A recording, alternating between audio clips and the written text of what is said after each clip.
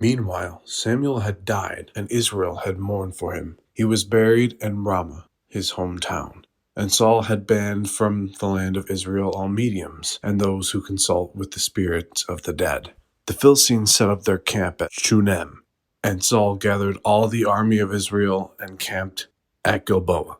When Saul saw the vast Philistine army, he became frantic with fear. He asked the Lord what he should do, but the Lord refused to answer him, either by dreams or by the prophets.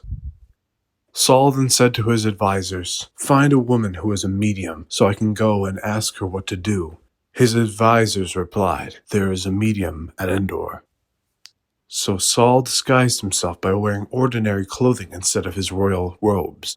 Then he went to the woman's home at night, accompanied by 2 of his men.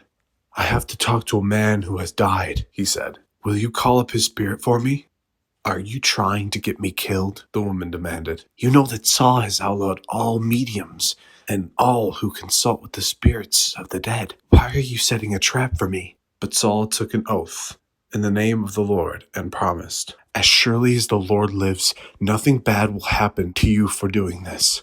Finally, the woman said, "Well, whose spirit do you want me to call up?" "Call up Samuel," Saul replied.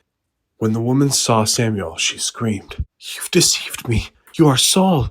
"Don't be afraid," the king told her. "What do you see?" "I see a god coming up out of the earth," she said. "He's an old man, wrapped in a robe," she replied. Saul realized it was Samuel, and he fell to the ground before him.